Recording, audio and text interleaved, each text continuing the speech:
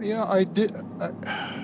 Question, because I just opened up the YouTube, so it's already on the intro. Yeah. Okay.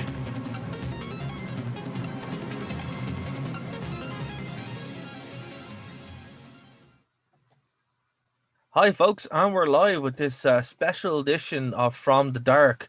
My name is Dara O'Connor, and I'm joined on the line by a very special guest, Messianic Jewish, Argentinian-American independent researcher, lecturer, an author who deals with all sorts of worldwide issues ranging from theology, transhumanism, social and cultural commentary, movie reviews, and so much more. Of TrueFreeThinker.com, Ken Amihi. How are things, sir? Most excellent. Thank you for having me. I'm honored.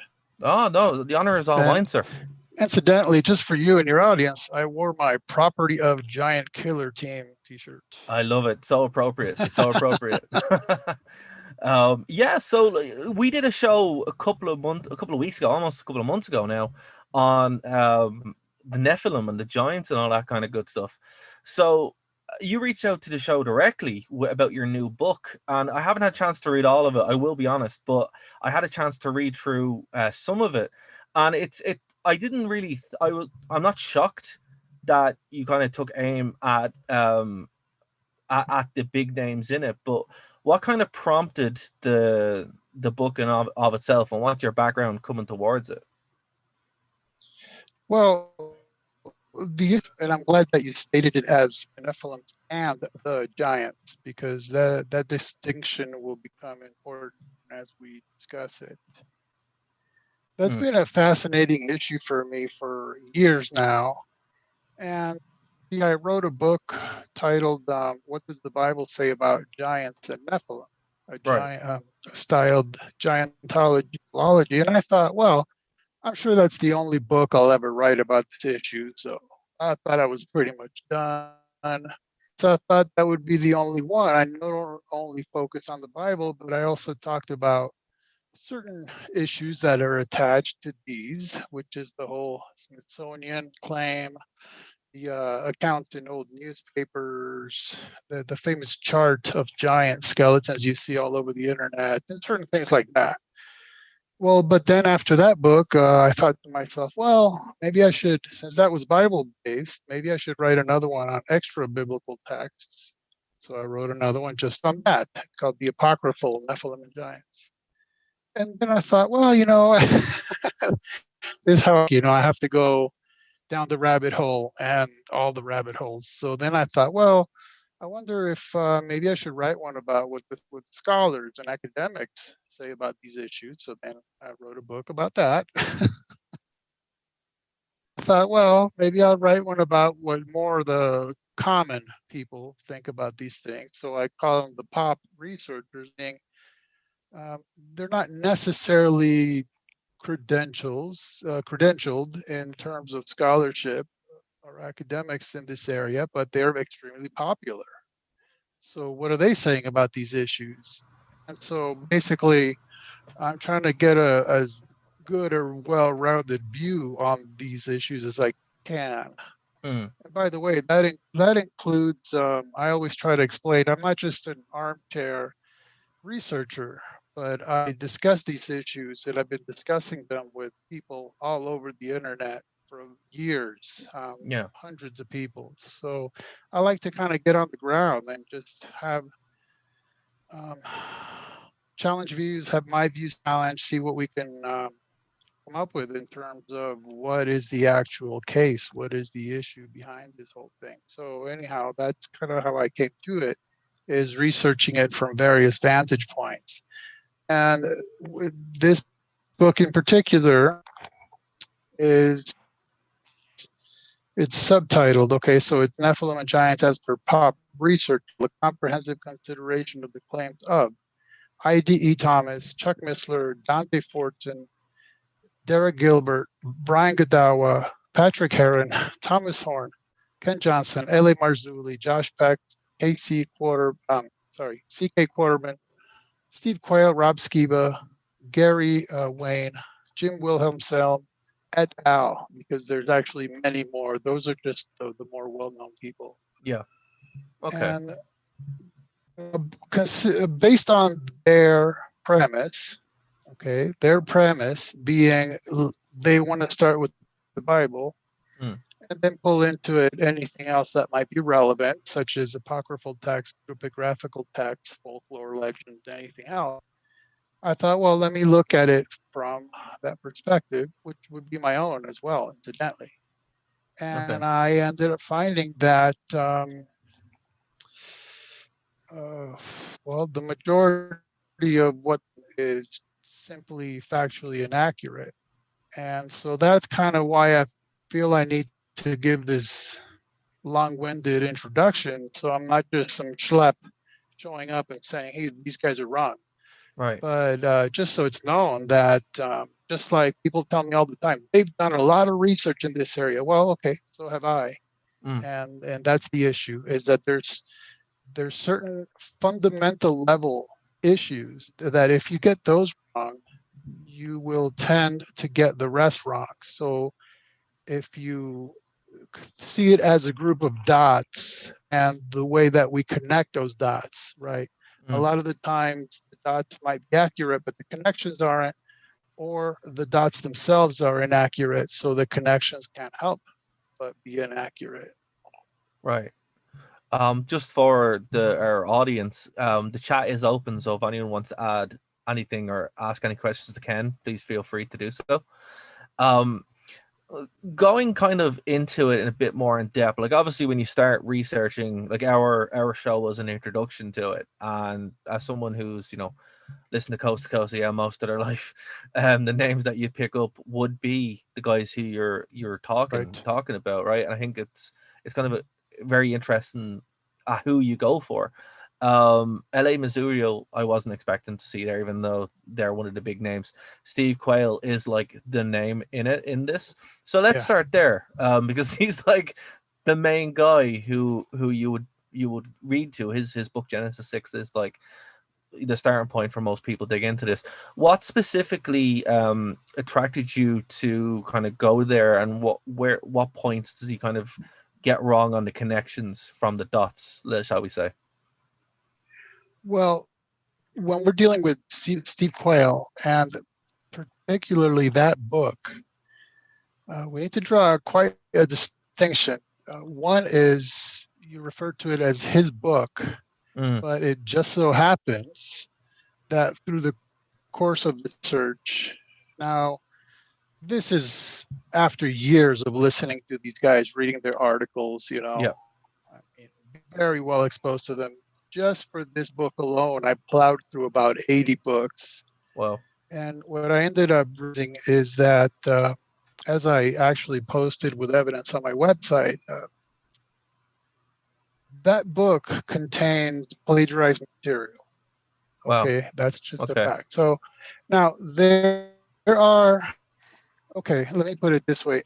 If you try to shop for that book, you'll see it sells for of dollars, literally hundreds.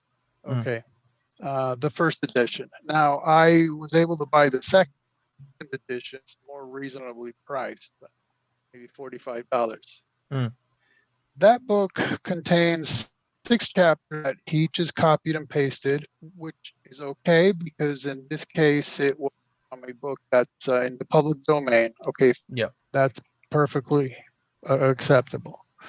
Yeah, there are quite a few chapters in it that he plagiarized from Charles DeLoach. Right. Charles DeLoach. And so that's two issues. Is well, one issue is whether he plagiarized or not. I can definitely prove he did. The other is, well, does that mean the information is false, right? So that's That a was my next totally question. different issue, That was my right? next question. Yeah. So Charles DeLoach book called Giants, a reference guide from history, the Bible, and recorded legend. And that was published in 1995. Steve's first edition was 2005. Right. So DeLoach is the one that wrote the sections where he goes country by country by country by country, region by region, and gives you some of the taste of their legend about giants, right? Yeah. That's all Deloge. Oh, okay. And yeah, Well, what Quayle actually wrote, as far as I can tell, for himself is actually even worse, factually. right. And so, if I may pick on the show that you made, that you put out, that you referenced when we began, Absolutely. that show Absolutely. contained. Yeah, okay. Absolutely. Like So here's as I what's said, wrong. this is the whole point. It's the whole point Right, of ours is to present the information and get people talking. The more people talking, the better. right. And And it's you not. mentioned that even during the show, so I thought Yeah. that was great. Yeah. So I would say, as with Quail, as with me, I'm sure, as with you, as with anybody, we get some things that are demonstrably accurate, and some points where we go off the rail. I mean, Mm, that seems to just be standard because none of us are infallible or no, omniscient, right? definitely not. Not one, right. So one of the main issues for me is how could we jump into a discussion about giants without even bothering to define the term, Right. right? Because it's vague, it's generic, it's Mm, subjective, and it's undefined. yeah. So I might have something else in mind. So I can think of maybe 6 different definitions for that word. 3 would be biblical, 1 would be metaphorical, maybe 3 others would be just subjective. So that would be step 1. Let's make sure that we're defining our terms so we all understand what we're talking about. Then we get into the discussion, right? Right. And so if there's giant legends from all over the world, well, what does that mean? What Mm, does that mean, right? Because, for instance, within the context of the Bible, if you're discussing unusual height, which incidentally, biblical is essentially a non-issue, but we can probably get to that. Uh, then it's unusual height subjectively compared to the Hebrews, males of whom average 5'5" or 5'3". right. Whereas if you're talking to pygmies, African pygmies, about unusual height, where their males average 4'11". Or if you go to Norwegian countries, other European countries, uh, there's quite a few people walking around there who are 7 feet. I mean, so what are we talking about? And are we talking about a few inches out of the subjective average, or a few feet, or Mm, a few entire body lengths, right? Are we talking about building size giants? What are we talking about? See, this is one of the fundamental issues. The second of which is linguistic. The English term giant implies nothing about height in its now, it might have come to mean something about unusual height in its later usage, but the fact is it derived from the Greek gigantes or gigas, and that literally means earth-born.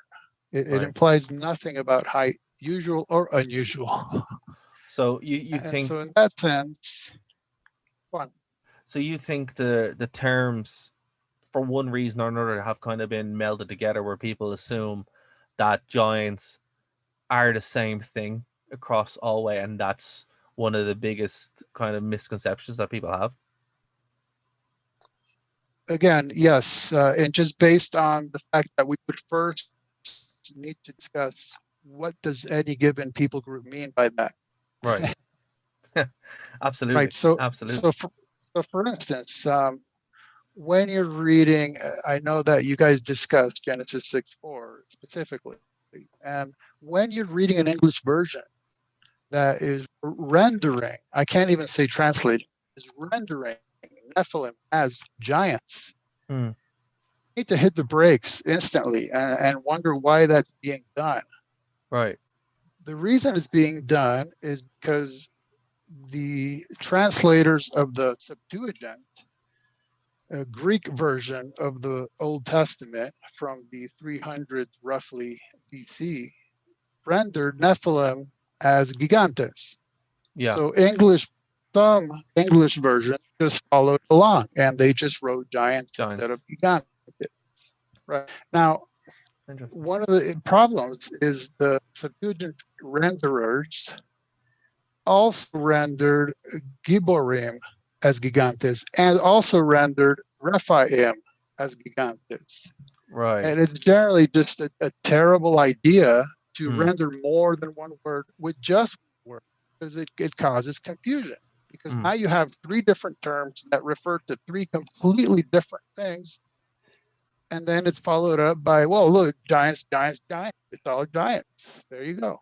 It's Right. all, and then you can mash it all together, right? You can just connect all these dots because you're looking at the word gigantes or giants, and well, those dots are not meant to be connected because Yeah. you're not looking at the original language and particularly the original meaning behind it. Yeah. And do you think basically with the whole fallen angels thing, do you think that's colored people's perception of it, where they assume that these things all have a unified look, or that you could even kill them basically, and they're the things that we think of as giants now, or anything like that? You As mean obviously, you mean demons? yes, angels and demons, fallen angels are demons. Yeah, like do you think that like that's why people perceive them to be really tall or whatever? Is there a unified thing that we're missing out on by simple boiling it down like that? So this gets back to the issue of pre-flood quote unquote giants and post-flood quote unquote giants, Right. right? I know you touched upon that lightly, and so this is part of the problem. Is if you're chasing an English word around the Hebrew Bible, you're going to have that kind of problem because you're going to Mm. say, well, giants, giants, giants. We already talked about that, right? Mm. So the fact is, the term Nephilim appears in two verses, whole by two, Yeah. period. And so, well, but what about all the other references to giants? Well, those are Rephaim, and they have absolutely no relationship to Nephilim. None. And It's and just that you're linguistically for our listeners, what is the difference? it's not just linguistic. It's okay. So linguistically, there is no connection. It Okay. just goes back to what the Septuagint translators did, and we don't know why they did it, but Mm. they rendered both as gigantes. We don't know why, Wow. and it makes even less sense that they also rendered Giborim as gigantes because Giborim.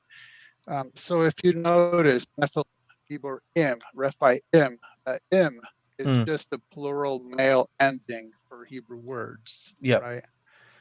So singular would be Nephil, Gibor, and Repha. Now, Gibor merely means might, as in to be, that's all, just a description. So in the Bible, it's used of human beings, it's used of angels, it's God. You might be aware one of the names of God is El Gibor, right? Yeah. That's God is mighty. Yeah. Mm. So that's how little sense it makes. Because in Genesis 6:4 in the Greek, it's telling you that the gigantes became gigantes. Well, logically, you become something you already are. Yeah, it But doesn't make we any know sense. in Hebrew and the English, yeah, it's telling you the Nephilim became mighty. Sure, Mm. yeah, they became mighty. And then the Gibor, Rephaim, is just a name of a people. That's all it is. It's a main category under which there are subcategories such as Anakim, right? Like you might say, we have a nation and then we have states and cities and neighborhoods and houses and families or clans and tribes, right? Mm. That's all it is. So Rephaim is just a main reference to a people group. However, Right. um, the root word, the etymology of Rephaim is Rapha, and that is also a very, very complicated meaning of which ranges all the way from healing to death. It has Mm. quite a wide range of meaning. So you do see sometimes Repha um, in reference to the dead, like you might read of the Rephaim Gibborim, right, the Right. mighty dead ones. Right. So people think, well, but so they're the spirits of the dead or whatever. No, no, it's just that same word is used for a people group and it's also used for the dead. And how do you know the difference? context. That's what it tells. Right. And who, in your opinion, in your research, rather, in your formed opinion, who were the giants and who were the Nephilim? Okay, see, this is part of the issue, right? When you ask me who are the giants, I don't know what you mean. And then if you say who are the Nephilim, well, okay, now are we bifurcating the giants and the Nephilim? Because remember, when we use the word giants, we might mean Nephilim by it. We might Okay. not. Well, You see what I mean? yeah, it's a tricky little game that they have. Right. So let me refine a bit. Right. So to a person who never explored this before and trying to move away from it. Right. Who are the Nephilim? Or they wouldn't just be giants. So who actually were they, and what in your research, like what can we validate that hasn't been said by these other authors? uh, Yeah. well, I mean, I would consider that a false premise if you don't mind me saying so. I don't Oh no, necessarily not at have all. to.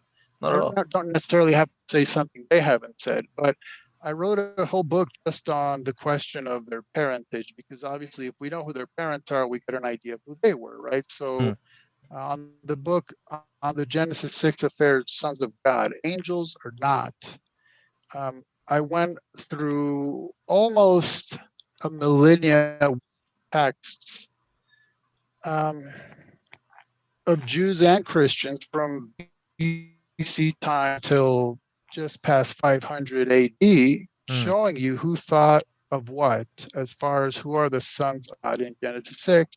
And the simple verifiable fact is original, the majority and the traditional view amongst both Jews and Christians in the earliest centuries is that they were angels. Right. Now, someone might say, well, I disagree with them. Well, that's a separate issue, though. It's just that's a verifiable fact. That is the majority view among the earliest commentators on this kind of stuff. So let's just okay, we're going to assume that because we have very limited time. Okay, so Yeah. then that would mean that the Nephilim are half angel and half human. Right. Okay, so then what do we know about them? Well, we're told that they became mighty Hmm. and they were men of renown. They were well known for whatever reason. We're not even told why. We're just told they became well known and mighty. Okay. Then what else do we know about them? As they lived pre-flood. Only 6 people and some animals survived the flood. Hmm. Therefore, the last of them would have drowned in the flood. End of story. Right. That's it for them. Now, the issue becomes that remember I said that Nephilim are referred to in 2 verses. Yes. One of those is post flood. And That's so what I the was. question becomes, well, That's where I was right, gonna go. Yeah. right. Now I'm going to give you um, a speedy course on the problem with the second reference. Okay. And Shoot. I'm just going to try to jam pack this. So the second reference is recording the claims that were made by 10 of the 12 spies that were sent into the land of Canaan to search it out. Okay. Okay. All of the 12 returned to the camp and they're saying, hey, this is what we saw. Okay. They say the land is good. Here's some of this fruit. These are the people that we saw in the land, well fortified cities, and the people are strong, which it was intimidating to them because they're a bunch of itinerant, desert dwellers, right? Hmm. All of a sudden, they're being asked to conquer these big cities with big walls and strong people who are protecting them. So 10 of them are intimidated, and Caleb, one of the faithful ones, says, it's a non issue. Let's go. We can conquer them. Let's get it done. But the 10 of them said, they say, no, we can't do this. Right. So, right there, they're being unfaithful. They're being disloyal. Hmm. And then the narration tells us that then they presented an evil report. Right. So the first report they present was accepted as is. Now they're going to present something different. Now, within that report, first they contradict themselves because they speak ill of the land. Right. Then they embellish their original report, because they originally reported twice that all the people in the land are strong. Well, guess what? All of a sudden they claim, oh, all the people in the land are of great stature. So that's an embellishment right there. Right. And then they go on to make three claims about which the whole entire rest of the Bible knows nothing. They claim that there's post-flood Nephilim. They claim that Nephilim are related to Anakim, and they claim that Nephilim are very, very, very tall. And Wow. now they were rebuked. They were rebuked having said those things, Right. and they also contradict Caleb, Joshua, God, and the rest of the Bible, because all of them affirm there were Anakim in the land, but they say nothing about Nephilim, not a single word, not once, not ever. So the best course of action is to recognize through the narrative, through the context, that they were just presenting a don't go in the woods type of fear mongering scare tactic tall tale. Wow. The Literally. Israelites as a nation didn't see any of that. They were told this by 10 people, and it's in the worst possible circumstances where they're contradicting each other, themselves, and contradicting authorities. They're embellishing. Obviously, they made it up. So that gets us back to that's it. After the flood, there's no more Nephilim. Period. So my question on that, I guess, from a as someone who's from Ireland and has these great, I don't know how familiar you are with Irish mythology, but we have the people of the She, we have the Tuatha Dé Danann, and they are in many cases giants, or would be similar to what we know as the Nephilim, son and daughters of gods or gods themselves. Where do you and a lot of that would be post flood, even in Roman mythology and Greek mythology, where the gods would exist after their flood story. Where do you think that comes from? Where do you think those traditions, which are very similar and would kind of line up to Yes. men of renown, like where does that come from? Is that a storytelling device, or is there more to it? It's incredibly difficult to answer that because it's so incredibly complex. Because then Exactly. you would have to be able to explain all myth and legend and all history, right? But I'll just Mm, give you some basics. So, for one, let's just uh, finish up on the context of the Bible itself. right. Since, since the second reference to Nephilim is unreliable, we only have the first one to go by, and the first one does not provide us a physical description of them. So we have no reliable biblical biblical data as to what they look like. So we cannot say that they were unusually tall. That's for one. Right. Can't be done. Okay. Now, it seems to me what happened is after the Tower of Babel event, okay, I shouldn't start there in case some of your audience may wonder. Okay, the biblical concept is that all humanity lived in a region that was common to everybody, Yeah. relatively close to each other. So at the Tower of Babel, they are dispersed and they separate throughout the world, right? So then, what was then commonly known and commonly shared history would eventually come to be called myth and legend as it spread the world and as people embellish with time, right? Mm, Then those would become, and this is why I believe it was you who specifically mentioned that there are certain things every ancient culture has in common: a story yeah. of a flood, a story of interaction with gods or aliens or angels who came to Earth. Yeah. It's a certain basic concept like that. And it seems to me that's why, because this was once common history, and Yes. that was taken all over the world. And that's how you end up with all these stories. Now, let me be clear on one point. What if there actually were extremely tall, and tall is another subjective term? Okay, whatever. Extremely tall beings or people who actually did roam the earth. What do I care? That's a non-issue to me. I'm That's not fair. denying it. That's fair. I'm just saying let's set the groundwork and let's Yes. make sure that we're not building tall tales off of the word giant, for instance. Mm, So I don't want to be misunderstood. I'm not denying much of anything in terms of the legend and folklore and myth that might have some truth. I'm just saying let's be methodical. Let's be right. extremely careful that we're not just plowing on because stuff sounds good and it's exciting. I mean, for instance, if you were funded by a sovereign to travel to a strange and foreign land, and you come back from your expedition, what are you going to tell the king? Gosh, I don't know. I guess we saw a new kind of platypus, or we saw a chinchilla that's albino. I mean, that's not exciting. I want to Yeah. claim we saw, you know, and if you get beaten in a battle, you might as well claim you got beaten by giants. If you were victorious, you might as well claim you were victorious against giants. You know what I mean? Right. I mean, Yeah. we need to It's consider this mundane stuff as well. it's the whole Herodotus history kind of thing, right? Where it's like, I saw flying snakes. No, you didn't. It's like it's that kind of thing. Well, yeah, and that's a very good point. You know, I guess it's in this field, it's incredibly common to kind of come across those themes. And I would recommend everyone go over and check out your website, truefreethinker.com. Your book is on Amazon if anyone wants to get it there. But if anyone Oh wants to get it, yes, if anyone wants to get it directly from you though, is that possible? Can you that's get it? always better. Yes, Yeah, I always recommend that. Buy from the author because Amazon's good for absolutely. marketing, but not very good for the bottom line. That's for sure. That's for sure. So, like, you're doing physical copies as well. How does that work if people want to get in Yes, touch with you?